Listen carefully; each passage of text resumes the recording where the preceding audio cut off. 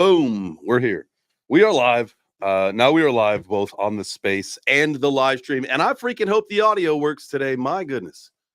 My goodness. Do I hope that it works today? I did a full factory reset of the Rode device, reset some cables, did some things that I had to do to make sure that, man, oh man. Sounds good so far? All right. Hey, GM guys, welcome to Web3 Breakfast. It is Wednesday, October 30th. It is Halloween Eve. I hope you guys got your spooky treats and all the fun things that you got planned for Halloween ready to go. You get your candy. Candy's so fucking expensive this year. Why? It seems ridiculously priced for a bunch of sugar and bullshit people shouldn't be eating anyway. To each their own, I suppose. It's the worst. Like, it's gone up like twice the price. Like when you try to go to the store, because I think you try to go and you want to get enough candy so that you're not the schmuck that like runs out like before it's even dark, like you gotta feed the whole neighborhood and then the people that come from outside of the neighborhood. And so, it's a delicate balance because I've done this before, had to run back out to the store to get more candy because it was grossly underestimated what was going to be happening. I think this guy's first year, we started giving out some of her candy at the end. That is the way to do it. She's like 2 years old. Yeah, that is actually the move. In case you guys don't know what he's talking about, what you should do is you should go trick-or-treating with your kids early and then just take their candy and just put it into the dish that you give out. And this way you don't have any of that shit at the house. Especially with them, so Allie's allergic to peanuts. We don't know really about Sky. We think she's not. I gave it to her once, but we just always give out the peanut stuff too. Ah, man. That's rough. Like no Snickers bars? Either, usually right? I keep a bag, right? So when I drive in my truck, I eat them. Oh. I don't want to become allergic, right? Right. You got to give yourself the anti-venom or whatever, right? Just to make sure that you're constantly... Yeah, I'm micro-dosing myself so that I don't become allergic. There you go. What's your favorite what's your favorite guilty pleasure when you're doing this to honestly, O. Henry peanut butter. So good. It's like chunky. It's got caramel. Oh, it's just the greatest. I do want to say, I think Bitcoin's probably gonna maybe retrace a little bit today, and I hope that's a thing because I'm like a fucking snake, just ready to pounce on my order. I just want it to come down a little bit more. But for all of our ETH people, I am wearing my ETH Vans today, just so you guys know, in hopes that I did see Ben Cowan post something, and this, after his 60% dominance thing came true yesterday. Something else he posted was Ethereum is not dead. And if you look historically, there's like a few points where the ETH Bitcoin ratio is way down. And we're seeing that right now. And I think throughout 4 times that Bitcoin's touched the 70K mark, there was an Ethereum price tracking, right? It went from 4,900 down to 2,400 or whatever Ethereum is right now. That, this 4th time that Bitcoin hit 70K is that it's just farther down in value compared to Bitcoin. But that's a thing, apparently. It's happened many times. So in honor of Benjamin Cowan and in honor of Ethereum, I wore the Ethereum Vans today, and I will keep wearing them until we get a Ethereum all-time high. And then as soon as we get a new all-time high, then something else will happen. And as soon as we hit 10K, I will probably dip them in resin and preserve them forever. So I like it. Yeah. So there we are. Good morning, guys and gals. I appreciate you being here. Thank you so much. Welcome to Web3 Breakfast. We come to you every Monday through Friday, 9 a.m. Eastern. Go ahead, smash the like, hit the heart, do the things that you got to do. If you are watching the live stream, I got to pop into the chat to see if the audio is consistently doing better. If anyone in the space is talking, they aren't heard here. Okay. True. We should get someone else chatting in here. Elle, I know you had your hand up. That's probably a good time to bring you into the conversation. What's up, fam? How are you? Good morning, brother. Yeah, I was gonna say these the trick or treat standards have gone up, man. Nowadays, you're getting the double chocolate bars and all this crazy stuff. I remember when I was a kid, you'd knock the odd person's door and you get some spare change, or they'd ruin your entire night and give you an apple or an orange or something. You guys are too nice. You need to bring that standard back. Show them the real aspects of life. Sometimes you get apple and spare change. Yeah, maybe like a toothbrush, some toothpaste, You know a what? razor blade. You know what? That's actually not a bad idea. I think if you went to Costco and got like a couple packs of toothbrushes, you might be able to get out there cheaper than the candy route. And just be the toothbrush guy. Dude, that God, you you see guys Mr. sound Dude like hand me that? losers. Oh my God. He's like, you're gonna thank me later. Yeah, not only You just have that, to think about this. It's getting a little chilly they're not gonna too. knock your door more though. Some They're people not gonna got the knock your door as much sniffles. then. Again, you go to Costco, get a pack of like the little like pocket packs of Kleenex, give those things out. Now you're gonna say when you're trick-or-treating, this motherfucker, he gave me goddamn Kleenex. That sucks. But you know what happens? When you're done trick-or-treating and you go home and you got the sniffles and mommy doesn't have the aloe vera Kleenex, guess what? You got one in your candy bag. I'll bust her up. Let's go. Just don't do it if you live in a HOA. If you live in a HOA, they're gonna absolutely abuse you at the next meeting. Oh yeah, you can. They're gonna think you're promoting fucking jerking off. No, no, not I at mean, all. there's health benefits to it. There's No, health you benefits just, to it. you know what you What's can wrong with do that? is you just put like a little sticker on there with like someone with like a little nose germ. Like, this is for germs. This is for your nose, like nothing else. I'm not promoting anything else. Mike. Yeah. All the teenage boys that come to the door, you give them little bottles of Vaseline. Like, here you go, kiddo. Like, what are you thinking? I honestly, I love like every now and then, like Mike just comes from like left field with like a total fucking random comment. And I do love it.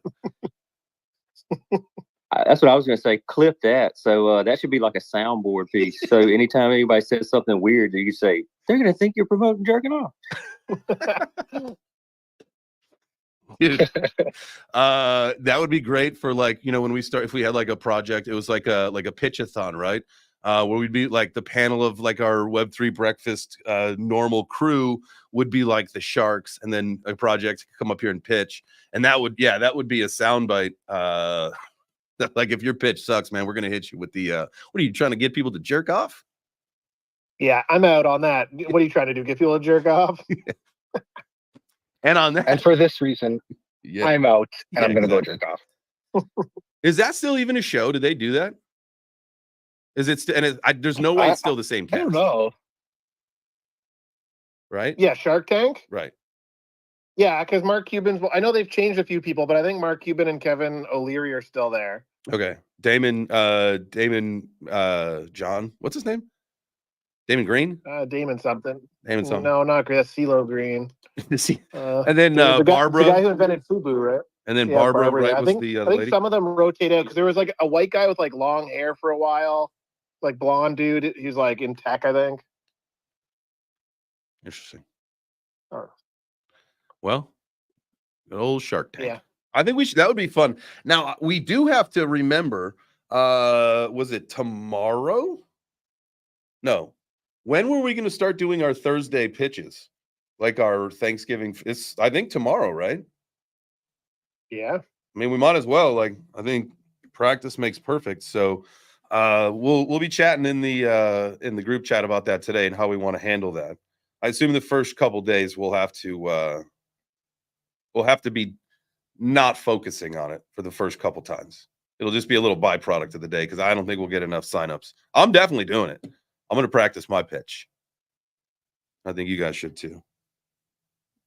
All right. Well, what do you think? You want to get into some gaming conversations today? I want to talk the top Web3 games. Now, I looked at a website today, and I thought it was really funny that like when you look for top Web3 gamings, they are still talking about Axie Infinity. Why is that?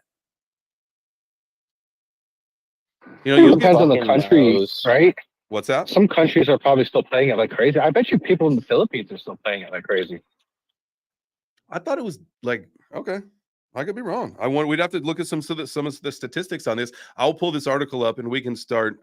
We can definitely start talking about the gaming aspect of it and like what you guys think are really the most popular offerings, what's going to be happening. Mike, do you want to talk about the plan for tonight if you got that set? Yeah, I got the post on. Hold on, let me just turn this volume down here. Just jumped in the car. So I got the gaming night tonight. We're gonna be playing Open Coliseum. For all you that don't know, it's a mobile game. It's like an infinite battle royale. You just hop in the Coliseum and you battle, and as you start killing people and getting essence, you get bigger and bigger. Your character gets bigger and bigger. You get more and stronger. And there's a little leaderboard, so you want to just try to kill everybody and be the biggest, baddest boss in the arena. So we're gonna join them for their playtest tonight at 9. If you guys want to join the voice chat, you guys can join their Discord. I'll be on Discord. So we'll do that, and then I'm live at 8, and then I'll be playing probably just playing some off the grid. Whoever wants to join. I know me and Neil have been rocking off the grid pretty often lately. But yeah, so tonight's community game night. Everybody is welcome, and we're gonna do that one tonight. Hell yeah, awesome, man. I appreciate you. Appreciate you doing that. I will definitely be logging in there, and I hope you guys too. Link is up in the breakfast table. All right, so best 3 web games of 2024. This article came out 11 hours ago on ByBitLearn, right? So this is a brand new article. Again, Axie Infinity #1. We got to look at the. We got to look at some of the numbers on that, because that just doesn't make sense. Like, what would make sense to me as to why it's still like being a #1 on the list is because someone is paying for the marketing in order for that to be on the top. So to kind of fix maybe some of the bags that have been smashed on that. Because I think, if I'm not mistaken, just about everybody got absolutely wrecked with that game, right? Hanging on, round tripping. I think so. I'm not 100% sure. Like, I honestly, I was really late to it last cycle, and I didn't really follow too much. I just heard like the headlines. People are paying their mortgage and their rent with the game and the assets and stuff. It basically was like, from what I gather, you get a bunch of, like Pokemon. You get eggs and you breed them, and I think that when you breed them, that's what is worth a lot of money. You can sell them. They were selling for like a stupid amount of money there. But I never really actually played the game myself. Anybody up on the panel, an Axie former player, fan, still a fan? No, I missed it too. Yeah. You know what I am excited about? Ascent Rivals, though. Oh, I do want to talk about that in a second. Well, I'm just going to blast through this. So 14. So the Sandbox, I think that's another one we can talk about. I mean, I feel like if you're a landowner, you still haven't been able to do shit on it. Yeah, people are building experiences, but like the whole idea was for you to, I don't know, do your thing. That one, I don't understand why that would be #2. I feel like that's another dead or dying project for the next several years, but we'll see. I know they had a lot of really good partnerships. I know that, but interest is fucking got to be at an all-time low. Off the grid, obviously that's #3, so that would make sense. That's probably the biggest offering as far as gaming goes right now. I'd say that's #1 out of everything, and the other ones on the list probably are not accurate at all. I would have to agree with that. As for now, when you say #1, I think that's on several levels, right? Like, not only like the actual game being fun, the attention that it's getting, it's kind of got some mainstream eyes on it now. Whether that was organic or that was paid for marketing, I'm not sure, but that's something that probably somebody that would know more about the industry would be able to tell you. But I think that it's definitely, as far as the gaming goes, absolutely the most popular thing you could imagine. In your opinion, in my opinion, it's crowd combat. I would think maybe it's not #1 just because it's like off the grid is not for everyone, because it has like the R-rated, like the language and whatnot. It's more for adults. So that's kind of what I'm wondering, if games that are more for like everybody, every age group, are on probably the 1 and 2 on that list most likely. Mike, I'm curious what your opinion is on this, but what do you feel about like Forgotten Playland, and do you think it's going to have another push? I'm not 100% sure. I haven't played Forgotten Playland, to be honest. I haven't really looked into it. I have an idea what it is, but I'll have to look on my phone when I'm not driving to confirm. I have no idea what that game is. I do have to say, talking to other people that have played it, it sounds like it's pretty fun. It's pretty much like a Mario Party, Among Us type, like party game. Oh my God. I just had a brain fart. Oh, we just played it last week. You guys played this last week. I was Yeah, I was gonna thinking of say. another game. Oh my god, I'm an idiot. Yeah, so Playlist is great. Can you tell us the morning? Yeah, no, Forgotten Places was fantastic. Honestly, it reminded me of Sackboy. If you guys have ever played that for PlayStation, and Mario Party mixed in. So you got this little cute little stuffed animal, and you're in a little playroom, and you can just fart around the playroom, which is essentially the online lobby. So when everybody logs in to the lobby, you just can fart around. Honestly, like after I was done the stream, I was just screwing around for like an hour, just trying to get onto the ceiling. And there's a little bomb, and you can give it to the other players, and you gotta it's like pass the potato around kind of thing, and then whoever gets stuck with it gets blown up.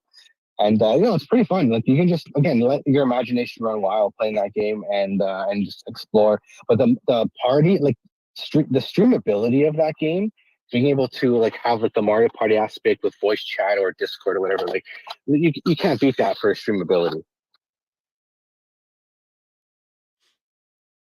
Yeah, that's what I was gonna say. It's got a lot of room for making really fun content with other people. I've seen a lot of people make really fun clips, just like moving off and killing each other, and it looks like a blast. I hope they add more features and stuff because it could be a big game, honestly. They have like a little tournament going on right now. I'll post the details on the breakfast table once I get inside the shop. But they have, I think they got a little tournament going on with some games and everything, like a leaderboard or something like that. I'll post it in just a second. Nice. Man, I think we were definitely excited. Other people excited for different offerings, like you guys were saying. Like the casual game, the fun party game. Not everybody needs the AAA shooter, shoot 'em up. All I want to know is when Crypto Madden or Tony Hawk skate. That's a really good question. I feel like crypto fantasy football needs to be established before the Madden does. I just mean like a really good sports game. You know what I mean? Like why not? Like that's like what like normal people are into. I talked to Only LARPing about fantasy football. Oh, with That'd Up? be a good one for Yeah, fuck yeah, dude. like That'd be amazing for Up. That's exactly the first thing I thought about when I saw that blockchain too. I was like, oh my god, this could be used for fantasy football. It's gonna be great. Should we start the official fantasy football league of Web3 and run it on Up? Bro, I Definitely actually could. He pitched said this they would idea support to us. I pitched this idea to VCs recently. So now I'm like more interested that you guys actually think it's a good idea. Oh, dude, it'd be an amazing idea. Like that's the fucking thing. It's like, like, and I get, like, and that's why I say Karate Combat's Web3 best offering as far as gaming is concerned, is because it's like, it's actually something that normal fucking people want to do. And I get that gaming has a decent sized audience, but with MMA and with something that's live and tangible and in real life that you could go do that runs on the rails of blockchain, like there is nothing that fucking compares to it, literally. And I think that is when. And I get that gaming with like consoles and controllers is something totally different. When I feel like I want to interject like my passion and say like, hey, listen, like it's got a game. You can bet, you got tokens, you can make actual money. You can go see fights. Like there's, all sorts of fun shit. That to me is gamification. And like, if that's what it takes to bring other people in and then, send them off to the gaming world, so be it. But that's why I'm fired up about it. So again, I'll always find ways to interject in there, but absolutely, like with the fantasy thing, like that's the same thing. Like I would think that there's probably more fantasy football players in the world. I maybe should not say that. I would have to find that. Yeah, can't. No, sports is the biggest betting industry in the world. So I mean, definitely, it's $1 billion industry, but like American fantasy football just can't top like gaming because it's global. You are right that it's huge. Does soccer have fantasy football or fantasy like in the world? Yeah, it's the biggest fantasy in the world. It's bigger than I was gonna say that too, like FIFA collectibles. I'm not really into FIFA, so I've never really done much research. But does anyone know about the FIFA collectibles on Algorand? Like, are those like part of like the in-game like franchise mode where you get cards and stuff, or are they just like fun like collectible NFTs? Those are just fun collectible ones because I have a couple of Manchester United ones. I think it's in my Trezor wallet or something. But yeah, Yeah, that's what I'm gonna say though. Is like if they can like build, like like with FIFA, like how much money people pour into fucking FIFA buying players and building teams and all that. If they can make that blockchain based, that's like would be perfect. And do that with Madden too. yeah, that's like a game over. Unfortunately, for like other smaller stuff, if those guys get involved because they're greedy fucks. Well, unfortunately, that's why they rule the industry, is because they've got the money, and so. I mean, it takes like the getting their attention and then saying, like, all right, the user is there, just acquire. It's going to be a lot of that. I think over, we talk about in my kind of discussion about all these, I'm using 2030 as like our metric, right? And so I think like that maybe even applies to this situation as well.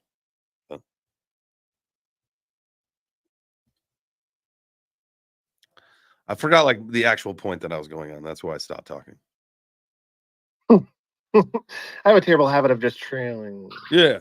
So we have so I think like when it comes to like adoption and all that kind of stuff, I think you just need like there's a spectrum of gamers, right? There's karate combat with the gaming, because gambling is gaming. Mm-hmm. And then you have your your shooters, your casual games like something like Forgotten Playlands, your mobile games. There's something for everybody. So I think when we have like a AAA game for every type of player, that's when like they have to have something that everybody can go to, and it's got to be across like if you're going to make a PC game like with Off the Grid, having it on all the consoles as well as just just being on PC.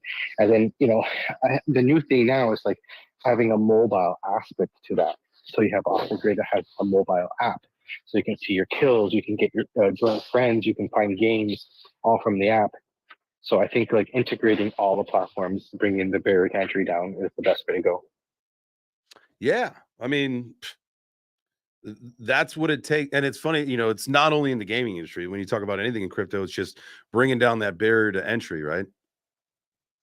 That's going to be the number one thing that we need for really the mass adoption across the whole ecosystem. I see we got our friend Ellie down there. Now she is a gamer. Now, Ellie, if you want to come up here, I sent you a mic spot. So if you want to come up here and talk about gaming, you are more than welcome to. That's what we're talking about today. The top Web3 games of 2024 going into 2025. Should people be putting coins into their portfolios, or are we just trying to figure out where's the industry going? Because obviously we know what was the Off the Grid was 20 to 30 million is what they raised. But then we talked about another game that raised 50 million. That kind of set the bar. Hey guys. Yo, what's up? Sorry. Yo, what's happening? How are you? Good. Just waking up. It's stupid o'clock in the morning right now. Yeah. My body wanted to wake me up. I don't know what you guys are really talking about right now because I just jumped on. But I do see you're talking about gaming karate combat, so you piqued my interest. Yes, absolutely. So gaming, right now we're talking about the top games in people's opinion of 2024. I think obviously Off the Grid seems to be everybody's favorite, game offering. I am super passionate about Karate Combat being a Web3 game as well. And so that's my number one. But, everybody's got their opinion. They're like assholes and they all stink. Just kidding. I'm kidding. If Karate Combat were to be a game, what kind of game do you think that they could make it into? Dookie Dash.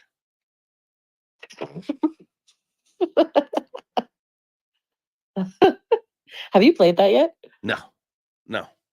Oh man, it's oddly addicting. It kind of reminds me of like a game you used to play when you were a kid. I don't know which one though. I think it actually is. I think that someone found out that it is a complete reskin of a game that was already created. Thank you. That puts me at ease. When I was playing, it drove me crazy because I'm like, I'm playing my childhood game right now, but with a lot of money at stake. Yeah, with like with $1 million prize at the end, which didn't some it was like a Web2 gamers who won it, right? Who ended up like, did somebody lease him out or something, or did he just start playing? He was like a traditional gamer, I think. Yeah, that's a good question. I met him at one of the last events that there was. I didn't ask him who funded it, if it was him or someone else. Hmm. Oh. So what games are you playing right Yeah. now? What are you into? Right now, I am obviously Off the Grid is number one. Okay. I oddly enough, I really enjoy Providence. Okay. Is I that like you do a lot with Avalanche, right? Yes. Yeah, Yes, okay. I do a lot with Avalanche. Yes, okay. Cool. I like the extraction games. I'm a big fan of them. Yeah, I think those are mainly the two ones that I play. There's one on the top of my head that I cannot think of it right now. It's all right. Moonraker It's actually where you are. right? Yeah. it was actually your video that got me onto Forgotten Playlands. Actually, I was watching you interview I think it was the founder, and we did a play test with it last week. Actually, Hey, look at me doing my job. Hey. Woohoo! Yeah, that one was fun. It's a great game.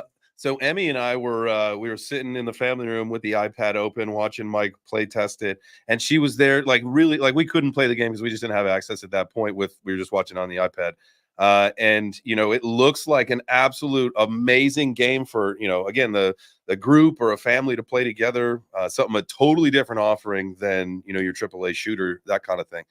So we had a lot of fun watching that. I look forward to actually playing that one as a family. Oh man, it's so much fun. It's exactly what they say. It's Mario Party come cryptos. You're like, they're doing such a good job, and not just Forgotten Playland. There's a few other ones as well, but they're doing such a good job at taking your favorite family games and merging them with crypto. So now it's at the point where you can like send your kid off to go and play games that they're already playing, and you get to like kind of take in the profits while you're at it. But yeah, it's great the angle that they're going towards, and Forgotten Playland just nails it on the head. Boom. oh my god, you just kind of made me think like your kid is the minor, and you're taking the profit. This may or may not be a child labor. Oh, that's funny. No, you have to wonder what's going to happen at some point. Like if the whole regulation thing takes some time, and you have a lot of kids starting to make some money, and we're going into a bull run, and then all of a sudden this little bit of chump change turned in some big dollars. Like it's going to happen.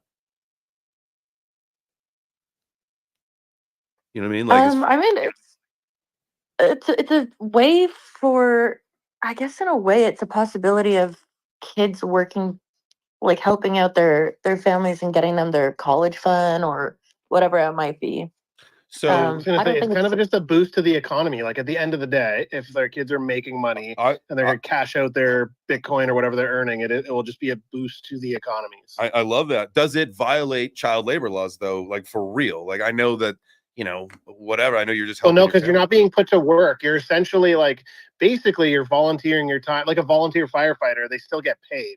So it would be one of those like weird gray areas where like you are volunteering your time and you're being rewarded.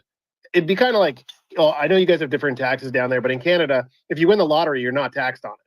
So it'd kind of be similar to that up here, I would imagine. Wow. But I guess it's all depending on how you put it too. If you go up to a kid and you're like, hey, do you want to play a game? Right. You kind of do it that way. But if you're like, hey, do you want to work? And this is what you have to do for work. It's all about how you approach it. But I bet you there's always people who are going to ruffle up feathers about any little thing. So I assume, and Hash, I'm going to come to your hand in just a second. I assume that it has that you've got some opportunity in there with, like you can pay your kids up to like 18 grand a year tax free, as long as like if I like Emmy's in some of my videos or like in a thumbnail or what she says, like a little soundbite, like that's considered work that I can then pay her for, and I can pay her up to like $1,000 or I think it's $18,000 a year. I think it's $1,200 a month, whatever it is, whatever it ends up being. Holy crap. Yeah. And so you can also, and this is something I learned at the tax summit, was that if you have like an S Corp or a C Corp or something where you have like your Roth IRA and you put these NFTs into your Roth IRA, where then you lease them out, you can lease them out to your kid. And then that is tax free as well. So you can and maybe I'm butchering some of that, but you would talk to your tax guy if you've got questions. I'm just letting you know there's something out there. Hash, go for it, brother. I'm of two minds on this. I mean, the first side is, I got paid an allowance to do shit around the house, and that was not child labor. I don't know about you, but if I was a kid, my parents were like, yo, go play some Zelda Ocarina of Time to get your allowance. Like, yes, please, every day, all day. However, at the same time, it depends how they market it, right? Like, I don't think that kids or parents are gonna be the ones who are facing the repercussions of this from a tax perspective, maybe. But if I'm Epic Games and I put out a commercial being like, come make money in our game, yeah, there's going to be some legal issues that they face. 100%, because there's going to be dumbass people like the fucking kid who, and sorry to say it like that, but like this person died trying the game for 24 hours. Like, how fucking stupid are you? Well, and again, that's exactly the story I was going to tell. Like, now, where does the accountability lie? Like, yes, there's some parent responsibility that needs to be, accountability has to happen. Yeah. But at the same time, if you're advertising to children, hey, come make your fucking fortune by playing our game, depending on which country those advertisements play in, and again, because Web3 is this decentralized place where like you get cross-border advertising, I don't know. I think the real risk is going to become on the video game studios, which is probably one of the reasons that they're very hesitant with this. However, I mean, listen, 14-year-olds play World of Warcraft and other games where there is an economy in the game that you can profit from. Mm-hmm. And I've never heard of a legal case being like, oh, World of Warcraft, like Blizzard Games taken to court over child labor laws. So I'm interested to find out, but I'm like skeptical how they roll it out to a kid audience without it being a problem. Yeah, I mean, like, you got to think it's the same thing with the argument that's being made right now between NFTs and like Pokemon, right? Like with Gary Gensler, like, where are you going to draw the line? Like, you concert ticket sales, sporting events, like that kind of thing, like where there's a resale and expected value increase and all that stuff. Like, where do you draw the line? And I think these are all questions that need to be answered probably in the next administration, because Gary Gensler's fucking gone, baby. I don't think they will. I don't think that they are going to legislate it. I think that they're going to do precedent, right? Like the first time that a court case comes up, that will become the standard, right? Like that's, in my opinion, why Yuga sued Poly. Yeah, it was but less about Poly and more about precedent.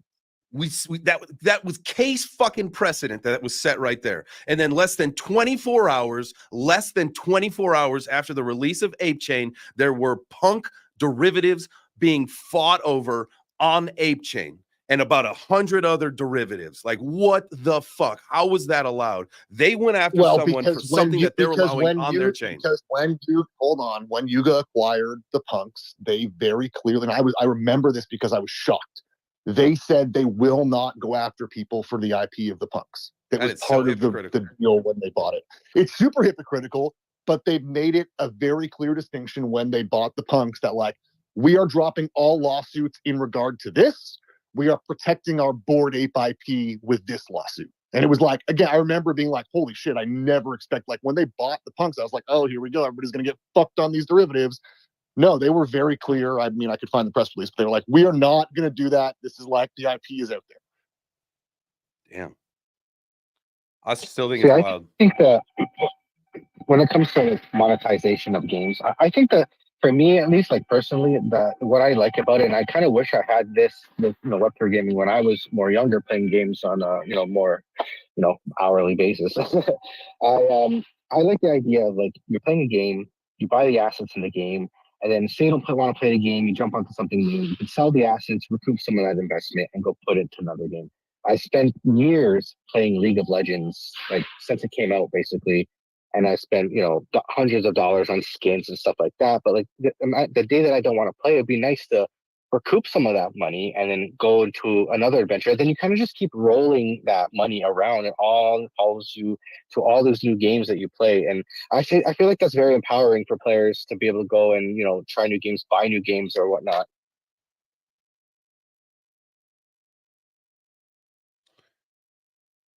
Boom. Sorry, I was just texting Mr. Dude in the background.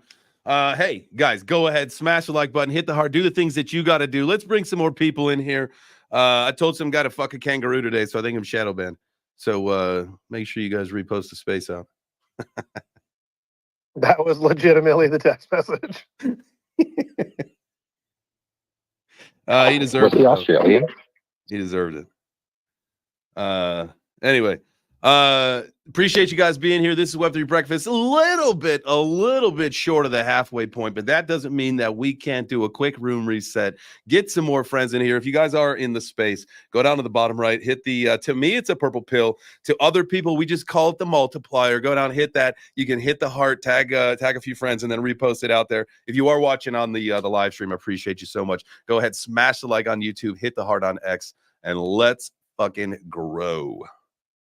The button's over there.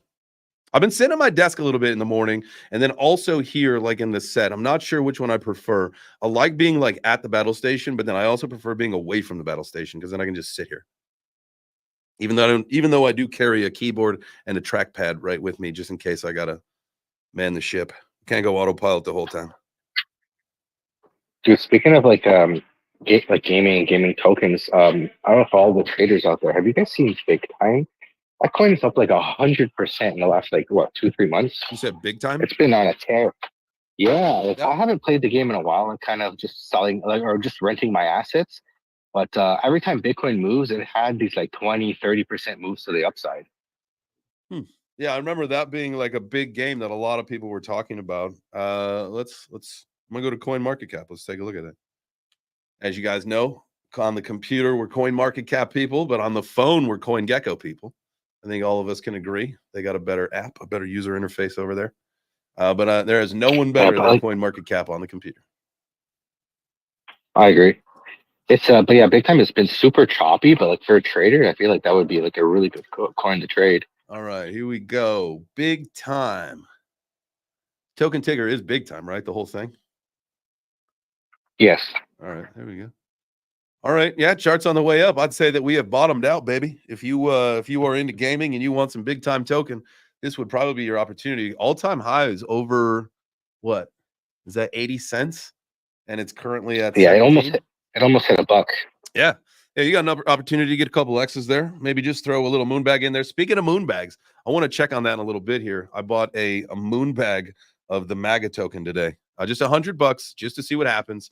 It's it's just a silly thing. But if is it on Sol? What's that?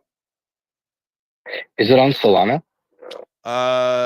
You know what? I got it over on Femex. So it was like way down, and so I bought just $100 of it. See what happens. Jacob, go for it, brother. I think it's on ETH. That one, I believe, is. I bought it with USDT, so I would think so.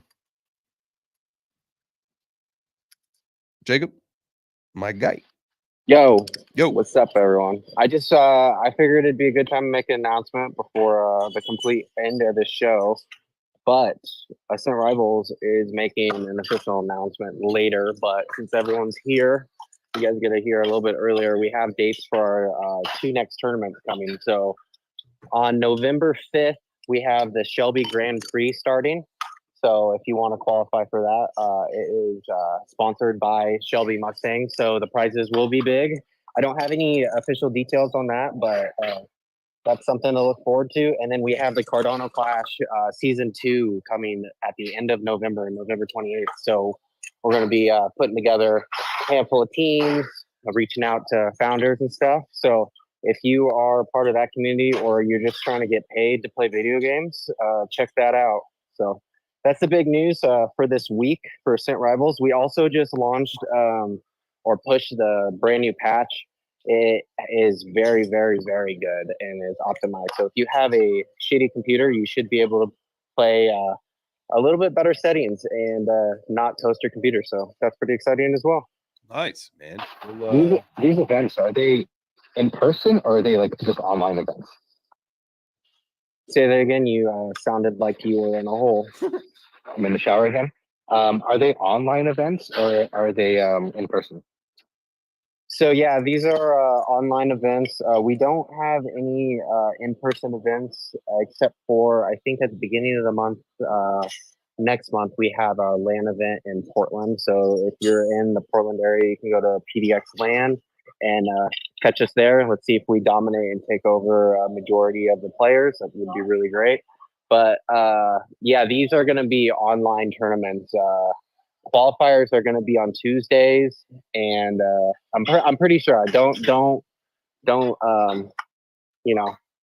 hold me to it because I'm not exactly sure on the dates, but I'm pretty sure those qualifiers are going to be on Tuesdays or Thursdays for the Shelby Grand Prix, and then I think Cardano Clash.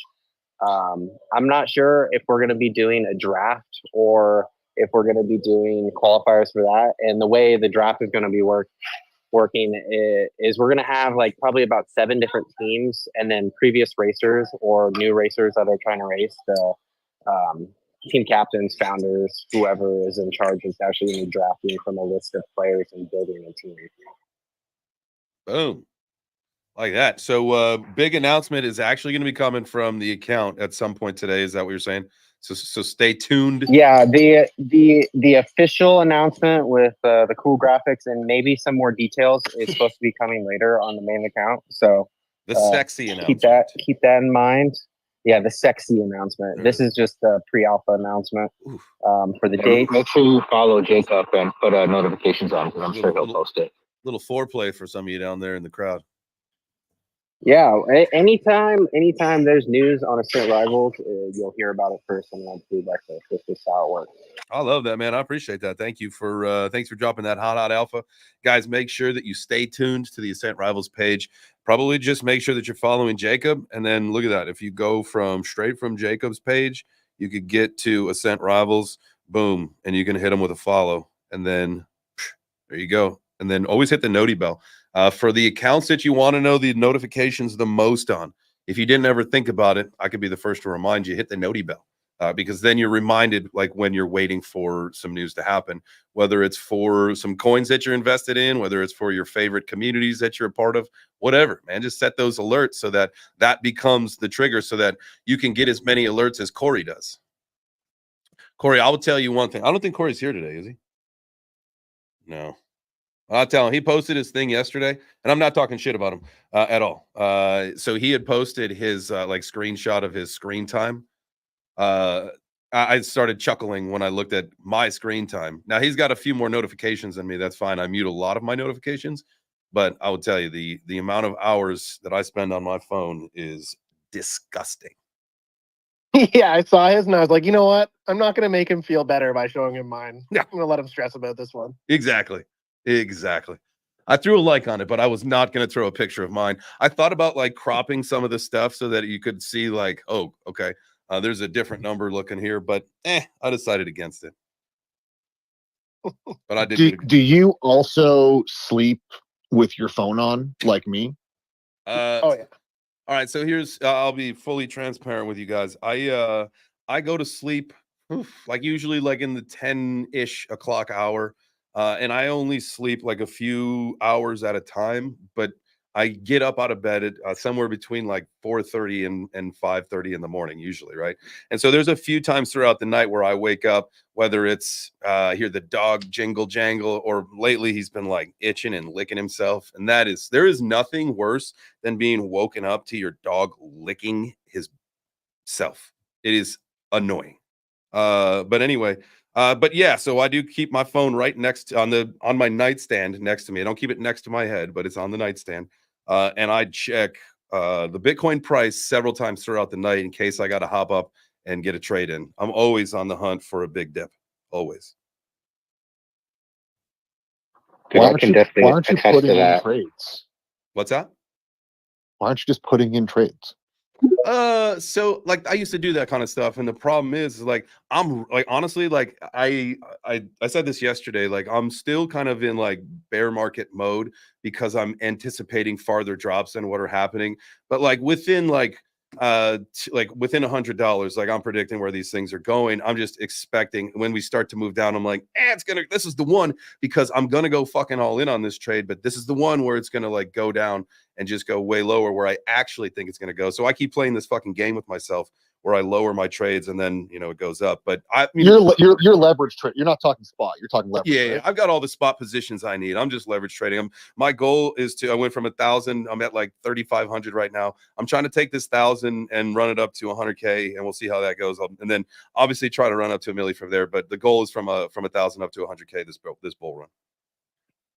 So is it that your portfolio isn't big enough for you to have those next levels entered already, or like what? I'm just curious because I also, don't do what I quote unquote should do. So I'm just curious, like, where do you like getting up in the night? Is this like a dopamine rush?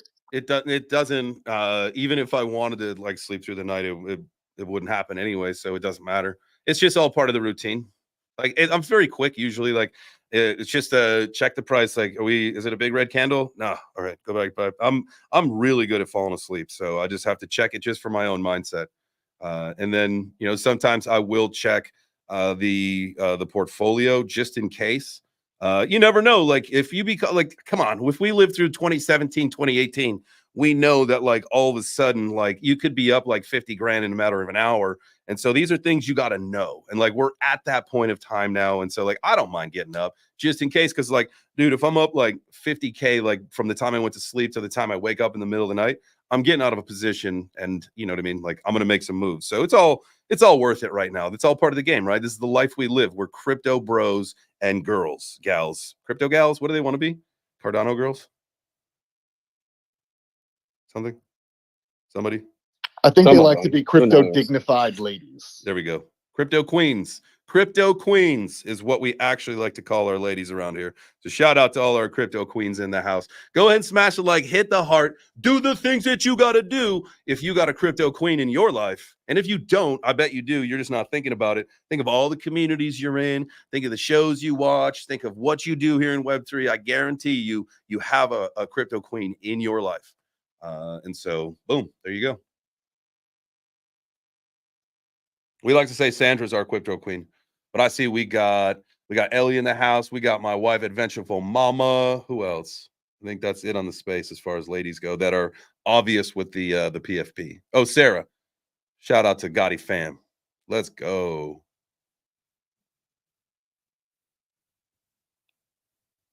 All right. Quick little shout out. Yeah, so someone I'm gonna have to do some more research on this, but like when we were talking about the fantasy football, someone tagged me in DFS, so it looks like it's a fantasy like football / other leagues already. Decentralized fantasy football probably is what that would make sense if it's DFF. Yeah, DFS Mafia Fantasy Sports, based out of New York. Is this like Bill? If it's Bill's Mafia, dude, I want nothing to do with it. Those people are crazy. No. Shout out to the Bears. Those are the people you want building stuff, though. Those crazy. That's mofos. true. You know what? That is a great point. Shout out to the Bills Mafia. You guys are great builders because you're so dedicated. The rest of us would be like the Bears safety who decided to play showboat and then tip a game-winning touchdown back to a receiver when everybody knows in high school you tip forward. You tip forward. You don't tip backwards. You tip forward. Okay? Like you tip forward. Anyway. Dude, there's another game that I've been playing. We're talking about top Web3 games. This is kind of like under the radar. Uh-huh. And honestly, the game is really good, but I feel like the team just doesn't market the game as well. Like I bug them all the time on their Discord. Like, guys, you guys got to come on the show. You guys got to start pushing your shit on X. Like they're not very.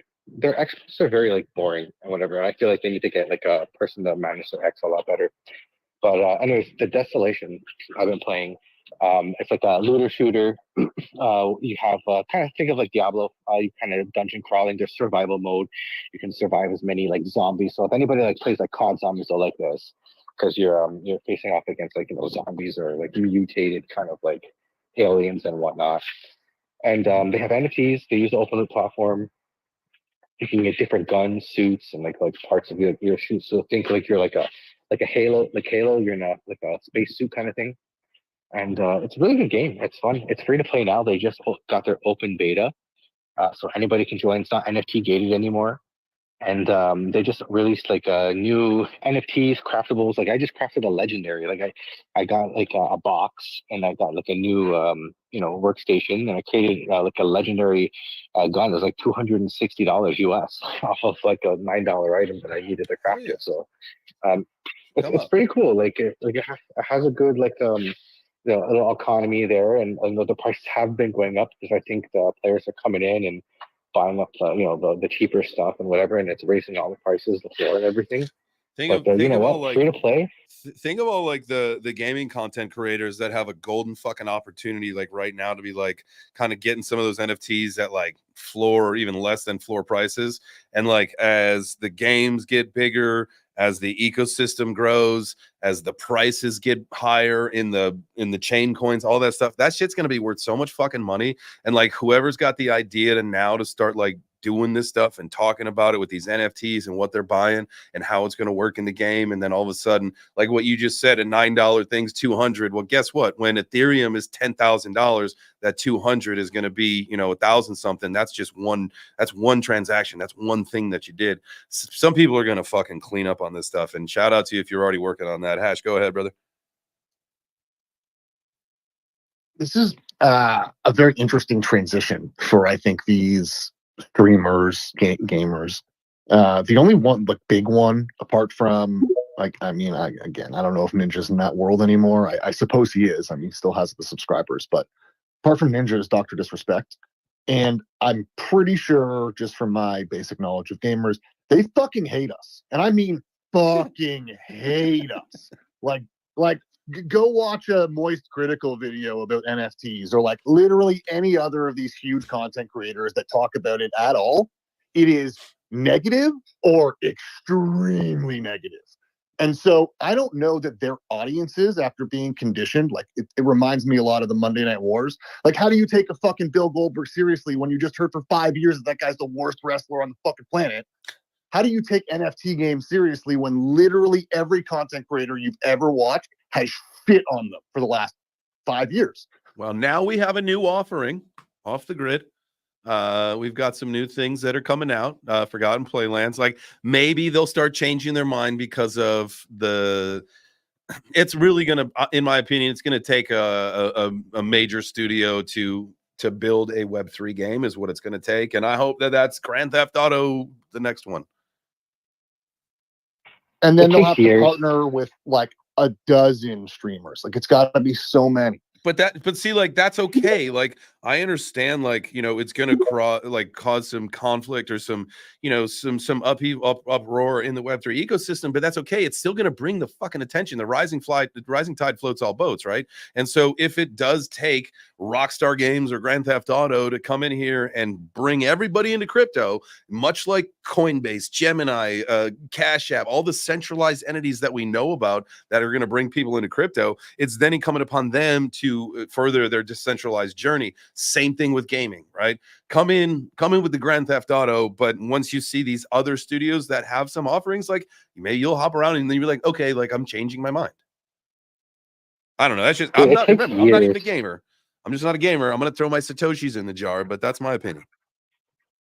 It takes years to shape a culture. I think this is like another decade out, like when it becomes just a norm, right? Like it takes time to shape and change people's mind and like create good things that people are going to play. Off the grid, I would say it would be the first one that is like at that level of a Web2 game. But again, like if who knows, it may not succeed long term. But like another game will come out that will learn from the lessons of Off the Grid and every game before it and be better. And I do believe that, like you said, like a big studio needs to come in and do something. I know Square Enix is working with NFTs and digital collectibles. Everybody's building. Like I think a lot of the big studios are building this shit right now. And you might even start seeing it in the bull market when it's all the hype and all the rage. When Bitcoin's all-time highs, we got retail back in. I think entertainment and gaming is the way you bring retail back in because everybody watches TV, everybody watches movies, and everybody plays video games nowadays. Even women, a lot more women are playing video games than they used to when I was younger. Yeah, that's fantastic.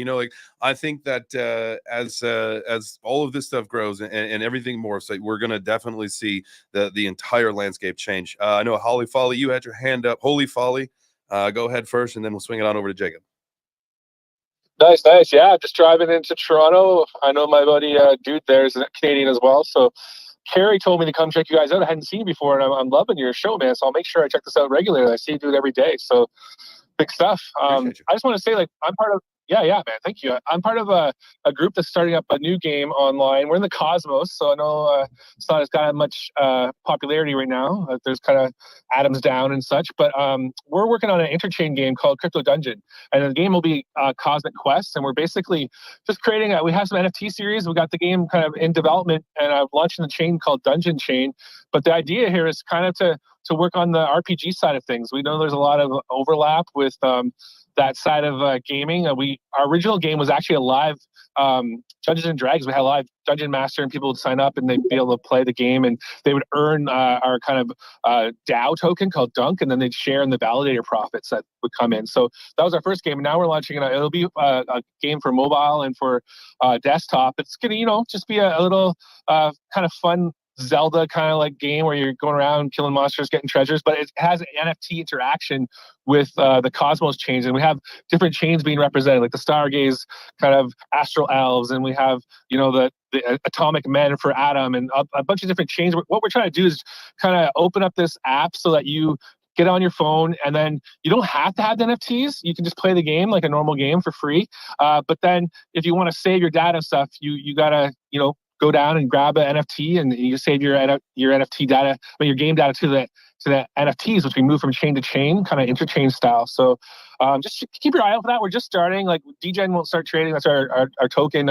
Dragon won't start trading until like this next week. But we're just a small shop. I agree with the thesis that we want these big gaming companies in, but it's also fun, that kind of spirit of Web3 of just small crypto crews coming together making games, and especially people who love the actual gaming. I think a lot of this stuff has all been kind of money grabs and stuff, and that's why people have been turned off on a lot of the Web3 NFT games. I'm just hoping these type of games will reopen the conversation of let's support Web3 small shop developers. So Thanks for the time. Oh, absolutely, man. I think, one of the things that we do have to pay attention to, and money grab is definitely, I think that it does apply in a lot of terms. A lot of places it does not, though. And I think there were a lot of games that were well-intentioned.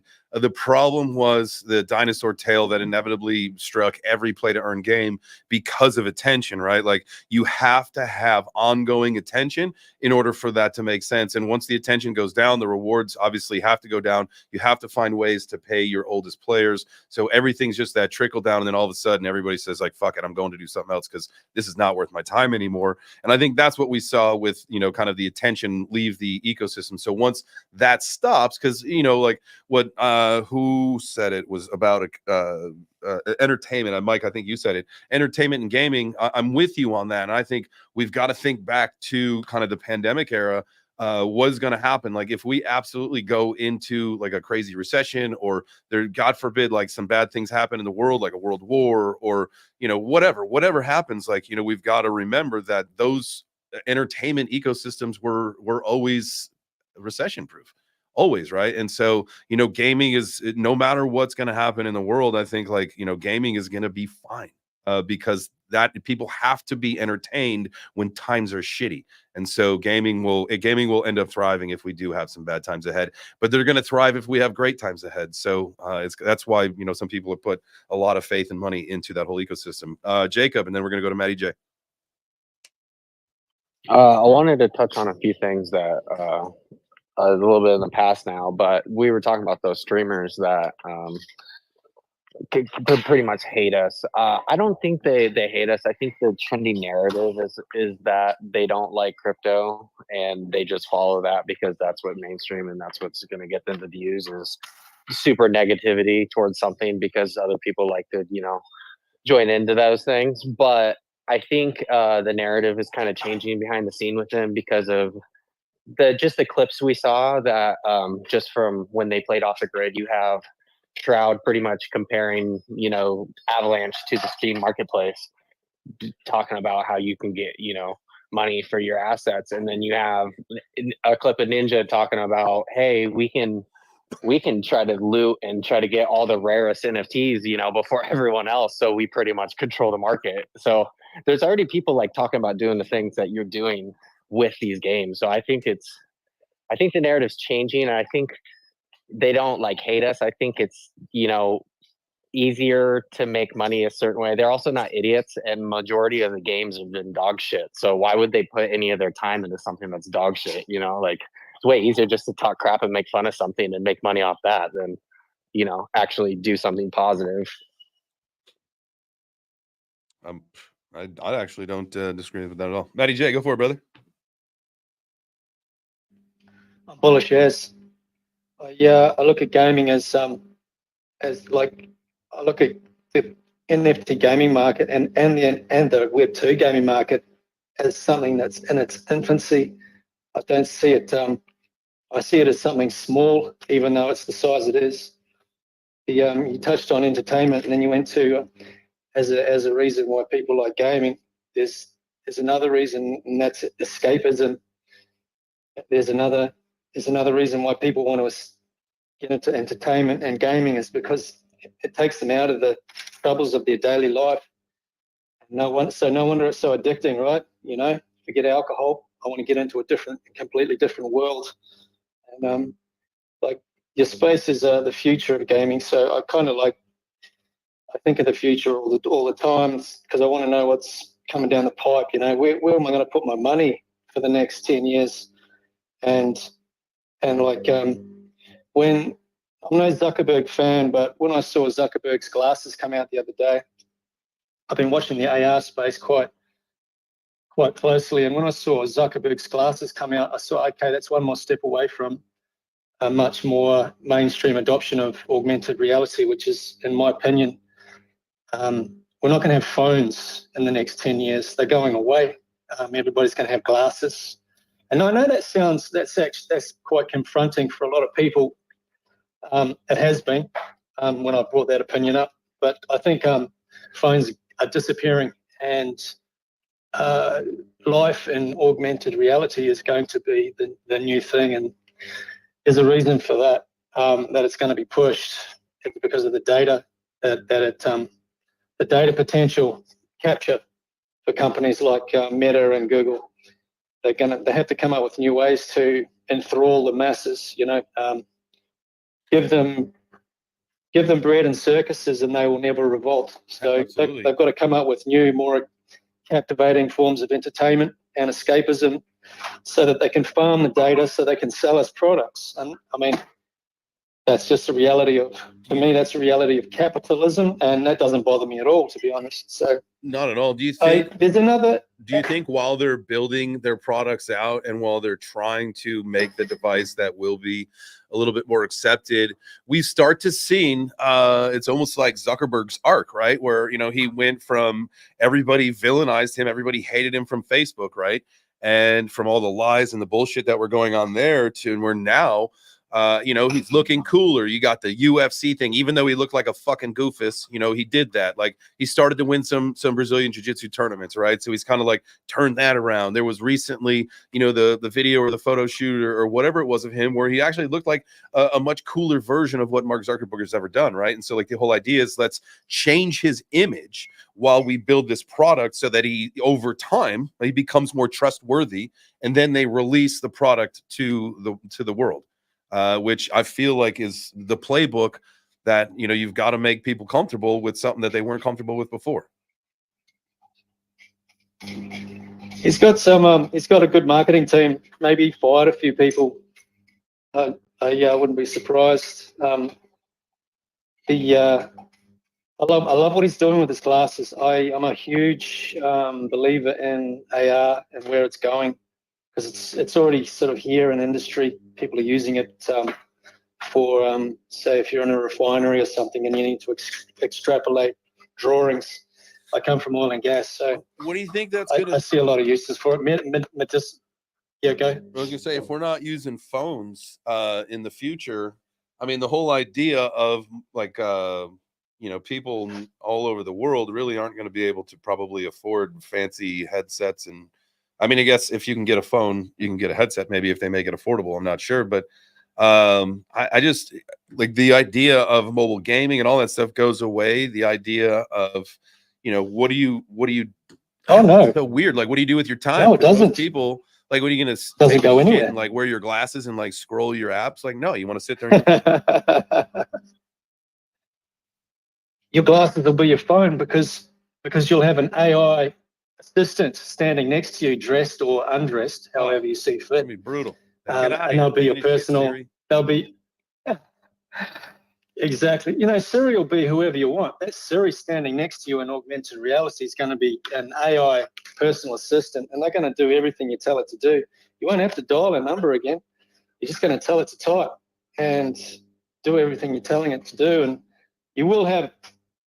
I mean, I see the first issuance of this tech coming through with something like a watch or something as an extra data, but as something to carry more data or functionality. But that's where I see it going. As a positive, I want to look at the positives for gaming on that sort of system. Would be you're going to be in AR walking down the street, but you're also going to be wearing your skin, you know, and it'll be for sale with a click of a button or a blink of an eye, or just a word from your somebody's assistant will say, "Hey, that guy's wearing that skin you were looking at the other day," and the guy across the street will look at you in his augmented reality and say, "Oh shit, that guy shot me the other day," and he'll buy that skin off you. Or the gun that you're carrying in augmented reality. I feel like there were some serial killers like who've already tried this. There we go. I like it's horror gaming. That's the next level, eh? Oh, that's really interesting. That's not something I would be ready for quite yet. Where you're just like, oh, you got shot in the metaverse. Like what? Yep. Now I'm gonna peel your skin off. Yeah. Wear your face. Yeah. No thanks. That's mine. Dude, you're reminding me when you're talking about sitting on the shitter playing, games on your phone or reading your phone. I saw this funny meme the other day. It was like, I went to go take a shit and I forgot my phone, so now I'm taking a 90s shit. Oh, you're raw dogging Like reading the shit, the back huh? of the shampoo and conditioners. Oh, So you're dude, just, like, you reading remember that? shampoo You would bottles get or anything you whatever. could. You just read the fucking words, tetrahydrocannabinoids or whatever, all those stupid words, hydrofluorocarbons. I learned about hydrofluorocarbons from reading the aerosol can when I was younger, before there were phones. That is a fact. So you are 100% right. I did see an article that Joe Rogan, he was talking shit about Kamala Harris not agreeing to come to Austin for the 3-hour interview. She was only going to agree to him come to her and doing 1 hour. And he said his post was the average shit takes 14 minutes. So if she was only going to give him an hour, that's 46 minutes longer than the average shit. Wild. It's wild to me. Which is Do you like think the average time for weird shit argument. has? I mean, how much has it gone up since cell phones? I think listen, thankfully men, what we've got is women on our side, because we all know that women don't shit. So the number it's gone up because of us, because we sit longer. Yes, absolutely. That was a joke. And now is this including like at work shits too, right? Because those are always way longer. You got to get paid to shit, right? All right. I'm sorry, I took us way off the rails. How does that saying go? The problem It's is like that's why we don't we have the rule. It's like the hidden rule. We can't publicize the rule, because as soon as you talk about the rule, then the conversation spills like that. But hey, at the end of the day, it's what happens. It's float your boat. I'm shadow banned today anyway, so it's fine. It's like that saying, you make a nickel, so you make a dime, I make a nickel. This is why I sleep on company time or something like that. Yeah, something along those lines. I believe that is correct. I like that. I don't know if I've heard that before, but I like it. Yeah, it's like Elmo I gets, make a boss nickel. makes a dollar, I make a dime. That's why I poop on company time. I like that. Was this on Sesame Street or something? Yeah. Yeah. There's the one with Andrew Garfield. Who's Andrew Garfield? Bring back Sesame Street. The wrong Spider-Man. I don't know. Tom Holland is now the best Spider-Man ever. Like it's just impossible to top. Who? Tom Holland, the newest Spider-Man. Oh, see, I'm not a. I don't watch the videos about the superheroes. That was never. I wasn't a comic book guy. I was into like Masters of the Universe when I was a kid. And then go ahead. Sorry, but this is where I would say you suck. What's wrong with you? DC and Hey, no, we respect all people's opinions. If he wants to be a Shira Princess of Power kind of fella, that's okay. I ditched the at a young age. I ditched the inside. So like I wasn't a video game guy. I would always like if I went to friend's house, I could sit there and watch you and like have fun and we would chit chat. But I don't enjoy playing video games, but I can sit there and watch them a good amount, and I'll have fun doing so. I was an outside guy. I was just outside playing sports from the time you could go outside until the time I had to be back home. I think I spent about as much time as I could outside. That was just what I did. So I used the old imagination as a kid, something people don't have anymore. Well, some people do. It was a terrible generalization. We get it. You were cool and popular, not like the rest of us fucking nerds. We understand. Goddamn right. You ain't never been more right about something in your life, my brother. Yeah, if you would have lived in Canada, you would have been one of those hockey fucksticks for sure. I played football, like American football, like real. Yeah, it's a niche joke. It's for my Canadian friends in here. I know. I did want to take us back onto the tracks here and respond to Jacob's response to, I believe, what I said. We're gonna like jump topic. I agree with you, Jacob. I don't believe that they hate us for any good reason. You know, it's not even jealousy or like anything. Like they don't understand. They've just been conditioned through whatever the popular narrative is, and the popular narrative is fuck those crypto people, they're assholes and they're scammers and all the rest of it. And then the people in the spotlight that do participate, like I don't know, KSI and Logan Paul, they end up being fucking douchebags. Right, and scammers. So it's just like it's reinforced. And I think it will take a big narrative shift for those people who've been conditioned over the last 5 years to again fucking hate us. So now, let me do they ask do you it a for a question. good reason? No. Let me ask you a question.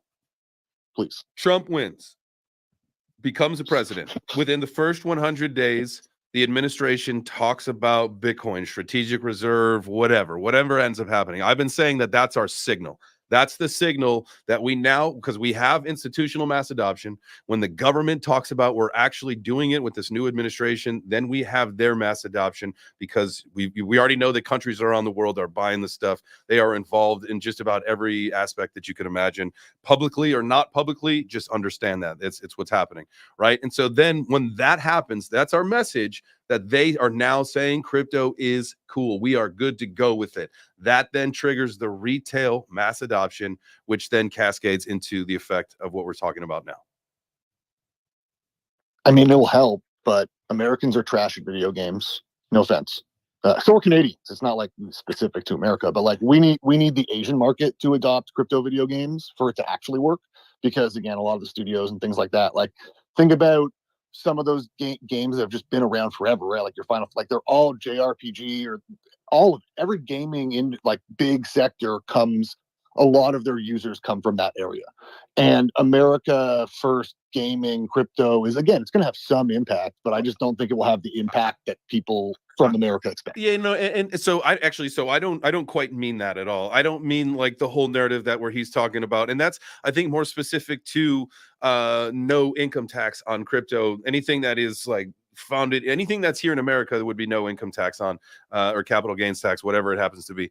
I just mean like when the crypto ecosystem is truly mass adopted, we get the acceptance that it's okay to use it. That's when you will get a little bit more regulation. That's when we'll get a little bit tighter scrutiny, and you won't have the bad actors as much. The public figures, they won't be able to do that because there'll be things set in place. Right now, there's no consequence other than maybe their following's pissed off at them, you know? Oh, there will be. There will be, but there isn't right now. Like I'm watching these people on the timeline with these, you know, lots of follower accounts and being like, you guys know that like all these other people who promoted these things got sued last cycle, and like sure, maybe you're not Larry David or Tom Brady, but look at Ian Bellina. Real dumb. Ian Bellina is like one level above where I was, you know. Right. So I think people are just like really caught up in this euphoria that nobody currently is getting in trouble.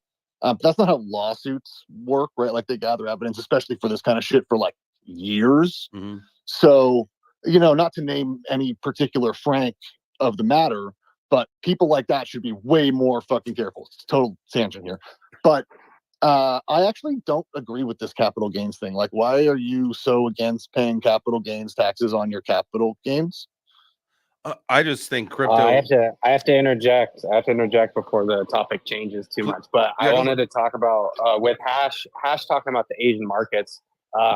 It's super relevant actually for them to pick up like gaming, because you look at Riot Games, you look at South Korea and Taiwan and all those countries over there, the Asian countries. It's literally the biggest thing,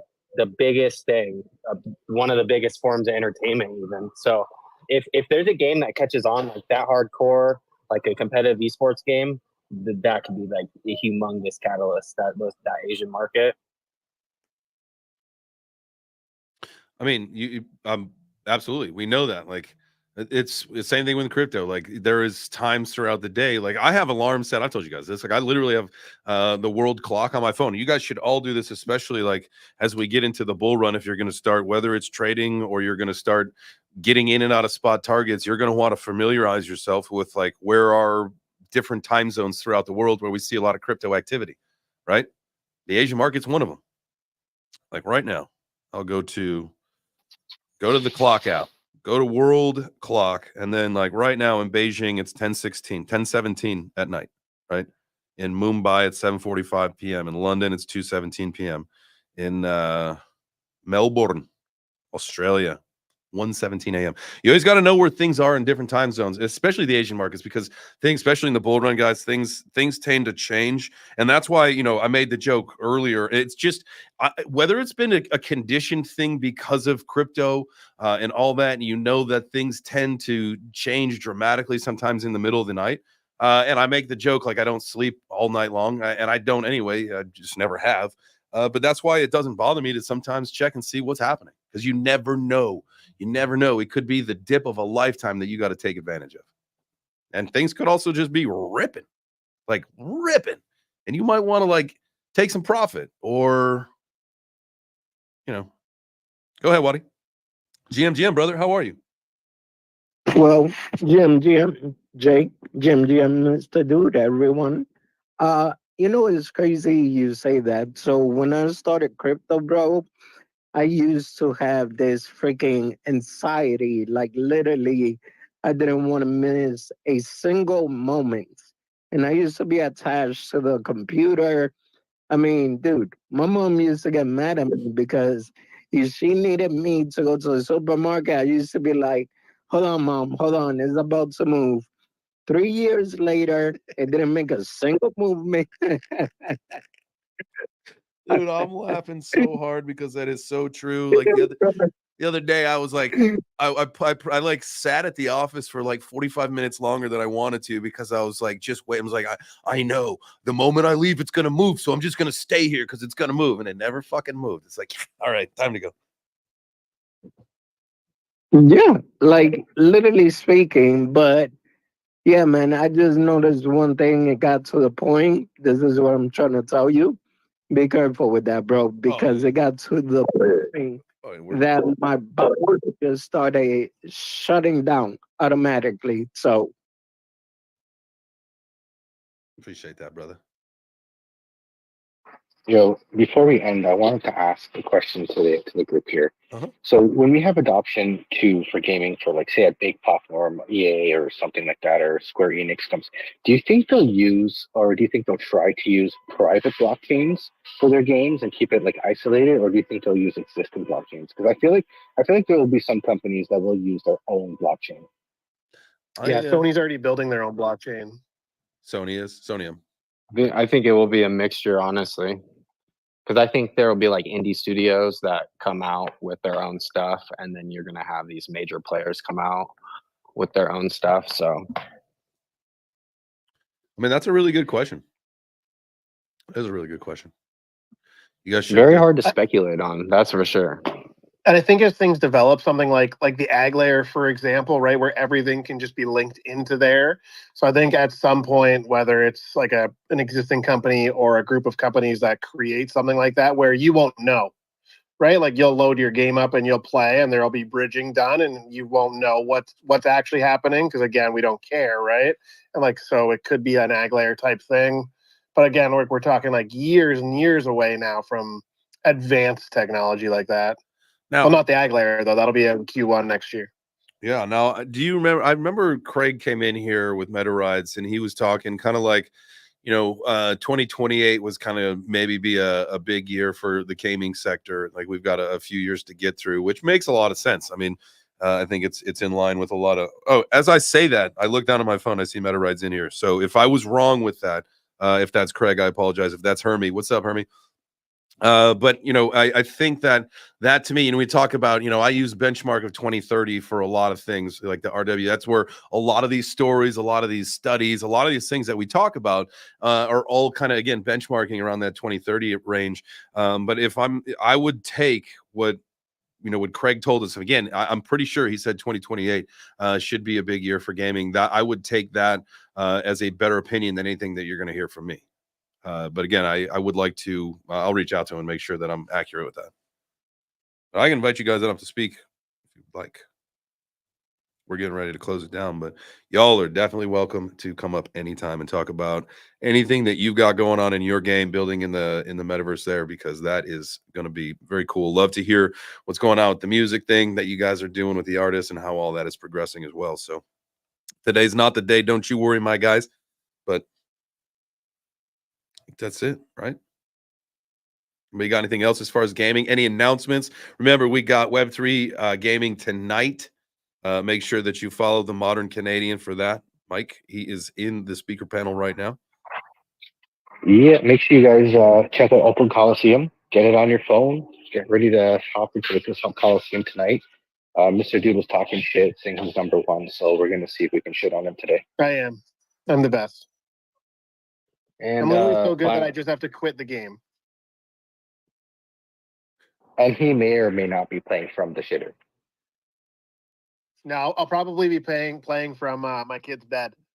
She'll be falling asleep. I'll be gaming. I love that. I love the laugh right there. Frank, come on up here, my guy. Jacob, what's up, Mike? This feels like just a quick reminder, we got play test coming up on Friday. We got hype unit tournament on Saturday, and another playtest coming up on Tuesday. And also we have the Shelby tournament starting November 5th, and the Cardano Clash starting November 28th. So if you're an esports gamer, get in there. No matter race. There you go. Jacob, what time is the playtest on Friday?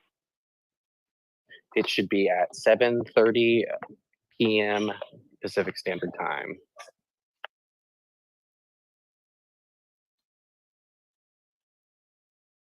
All right. Well, y'all, I appreciate you.